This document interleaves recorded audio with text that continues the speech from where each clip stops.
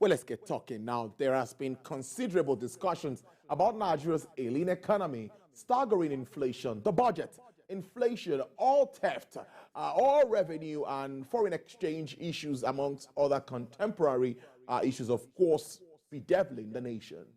With an ever-increasing spate of cross-border transactions, activities and interests of investors, lenders, and companies become increasingly global. Now, there is need to cut through the chase and understand this complex trade, investments, and economic issues with a view to gaining insights on well-reasoned, defensible valuations and professional advice. Today, joining us live in the studio to look at all of these burning issues is Mr. Eben Joels. He is a lead partner and head of technology and regulatory services, Stansact RSM International. Thank you so much. It's good to have you, and it's your first time on the show. We appreciate your time. Thank you. Yes. Well, let's start with the big one, and that's everywhere now. That's talking about your thoughts on the planned redesign of 200 naira, 500 naira, 1,000 naira. While the CBN maintains that that is the way to go, some are saying this is a misplaced priority. Well, I think my issue is with the window allowed for the event. It's too short? It's too short. I think 6 weeks is going to put pressure on banks, pressure on the available resources the banks have going to put pressure on everyone, to return their money to the banks within the 6 weeks window. As you and I know, the smaller denominations, 100 naira, 50 naira, can barely buy anything now. So the naira that most people are holding is the ones that are, going to be affected by this redesign. So if everybody needs to get their naira into the bank within a 6 weeks window, or lose its value altogether, then there's going to be increased pressure on every participant in the market, everybody. And what are the ripple effects of that, if that happens? Well, it's good that we know. We're going to need to manage the risk associated with that. And for me, the biggest risk is during this period of heightened insecurity in the country.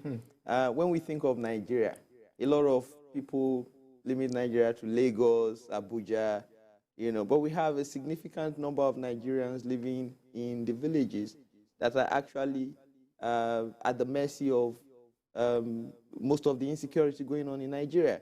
And most of those places don't have banks.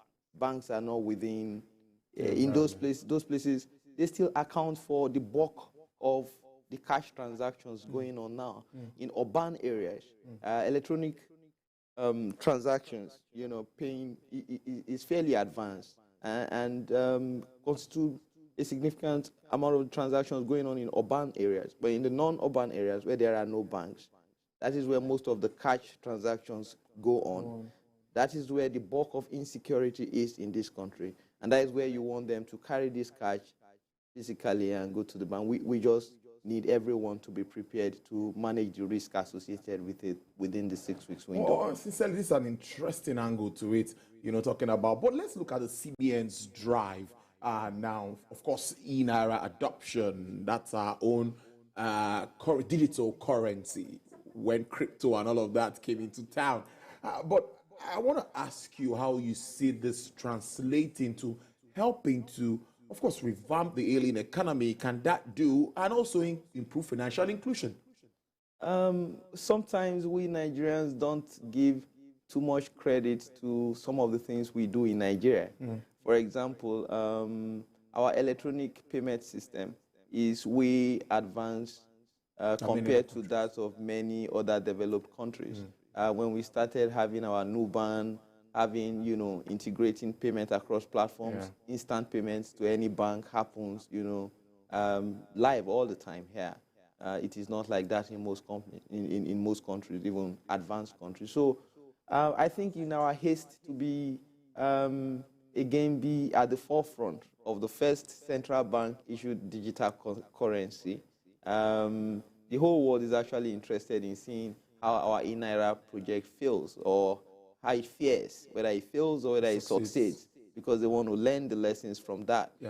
Some of the price you pay for being a pioneer, in that kind of environment. But having said that, I think the central bank issued out wrong vibes, because most of the people who deal with digital currency or who are interested in cryptocurrency initially got the vibe that these things were banned by the Central Bank of Nigeria. And these are the most people who do straightforward old Naira transactions do not want to open digital wallets. They don't even know what that is, So if the same people who are used to, you've already scared them from that whole thing by saying that digital currency is banned, then you release your own. So it's not difficult to convince people to take advantage of your own e-naira. Exactly. So those people are, it's like your market. You turned them, you made them skeptics. So you would have done better than this if you look at the figures the CBN has been reeling out. It's 1 year and they're talking about the transactions. I think about 8 billion naira transaction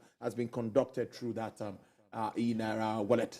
Yes, but the level of penetration remains low, right? Remains very low, and I think, like I said, most of the people who operate in that space were scared of that whole e-naira thing because of the initial vibes coming from the central bank that digital currency was banned in Nigeria, all cryptos. So the way we manage that into transition to the e-naira, and then there are other things.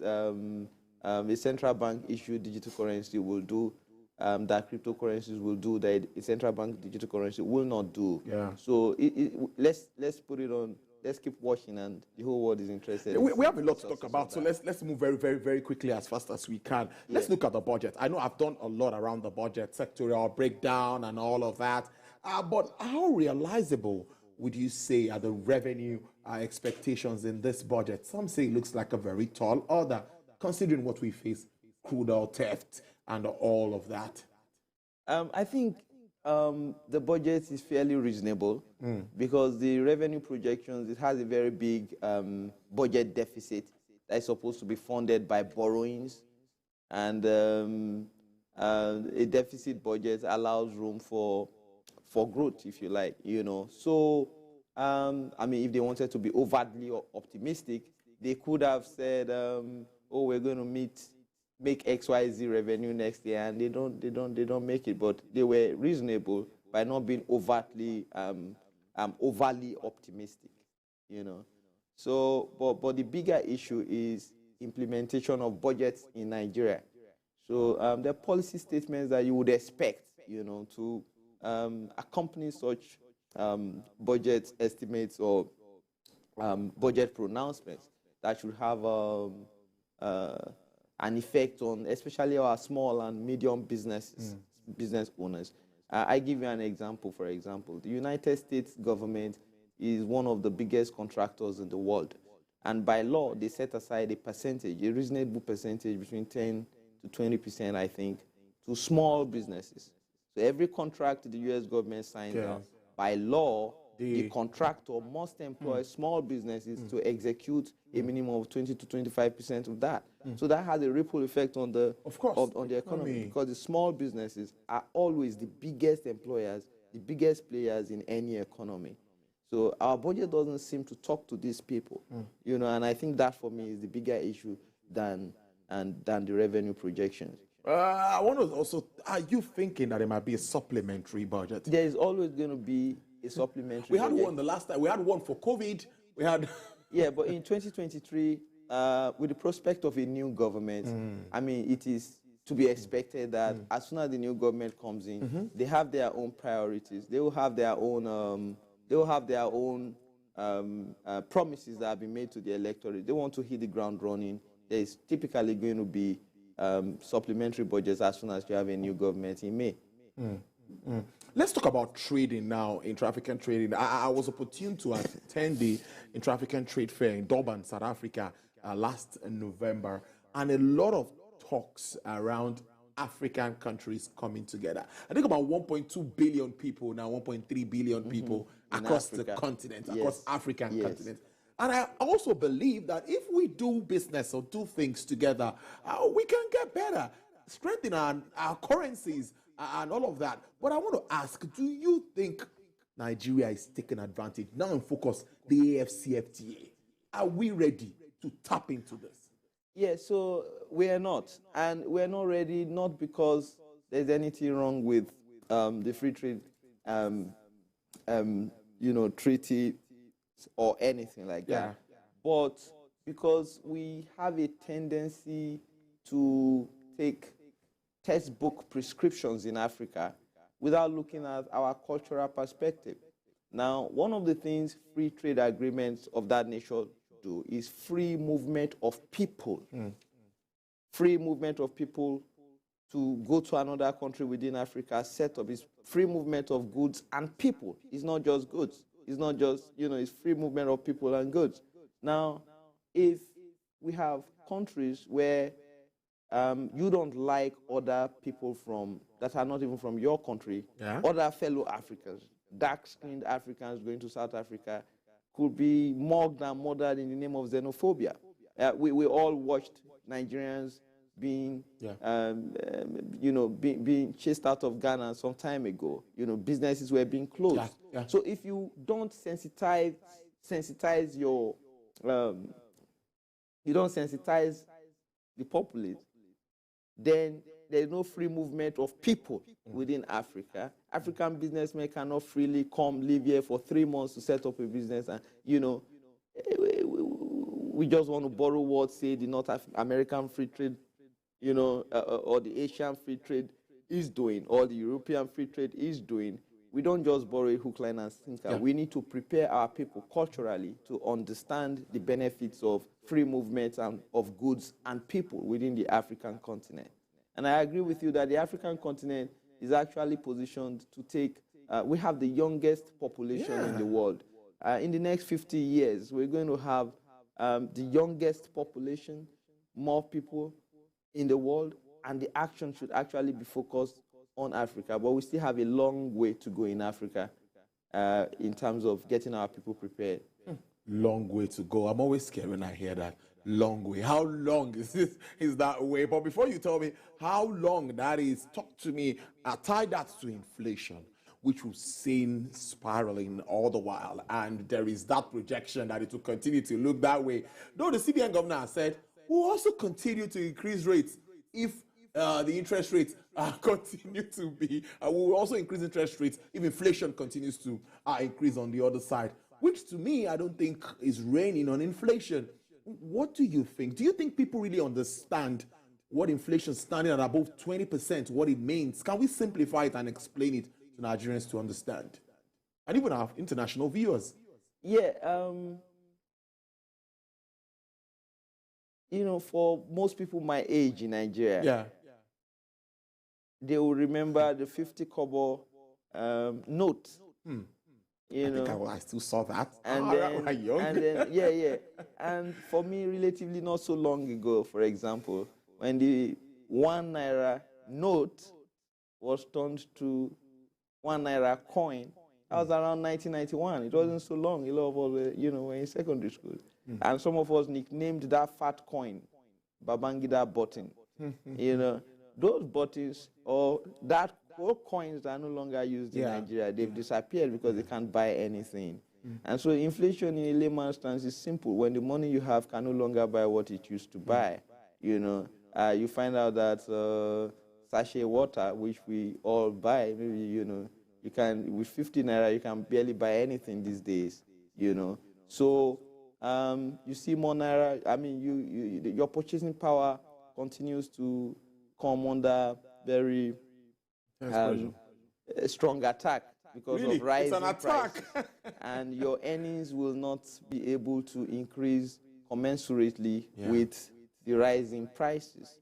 It is what a lot of us are going through. And unfortunately in this country, I think in the last 40 years, we've only managed to bring inflation under single digits for just short periods, not for a long time, not like for a 10-year period we had. No, inflation has always been double digits for a long time. And the impact cannot be overemphasized. Oh no, the quality of life that we live, gets eroded, as our earning powers get eroded. we hope we don't get into hyperinflationary situations where the rate of inflation is so high, much higher than 20%, that you decide that you cannot even do a proper accounting of your profits based on normal rules because of hyperinflation. You have that situation in places like Zimbabwe, you know. So we are hoping that as the global situation, maybe including the war between Russia and Ukraine, as all this cools and we get our political environment to cool down towards maybe inflation should start coming down naturally, and then as the price of one of the biggest drivers of inflation in Nigeria is the price of crude, because we are importing all the we are importing so much crude and claiming subsidies. So as the price of the cost of importing gas, petrol that we use in Nigeria goes up, government has to, fund it. And that alone, that issue alone, not fixing our refinery, spending our hard-earned foreign exchange in buying refined products that are supposed to be produced and refined here, that singular issue is a big chunk of why we have high inflation in Nigeria.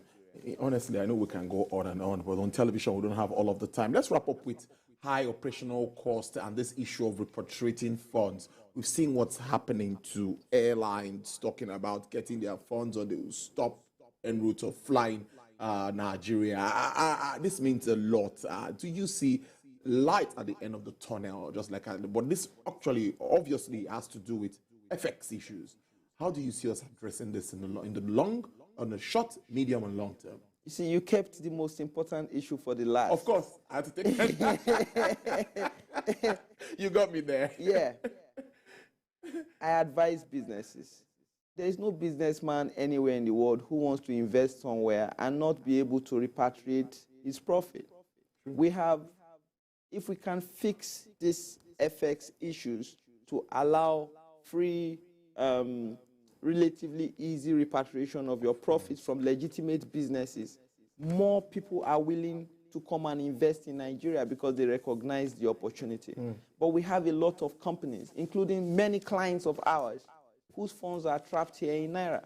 They've come here, brought in capital, gotten capital, certificate of capital importation as they call it, proof that they brought in foreign exchange, done business in Nigeria, but they are unable to access foreign exchange to take their profits out of Nigeria, even after paying all their taxes in Naira.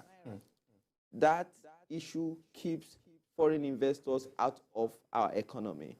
And the more we keep foreign investors out of our economy, the more we are going to struggle. We need to fix that so that we are able to hold ourselves out as allowing free trade within a free trade, free unrestricted repatriation of your profits from legitimate earnings. We need foreign investments in Nigeria, and if we don't fix that forex issues, then we're not going to have foreign investment the way we used to have it.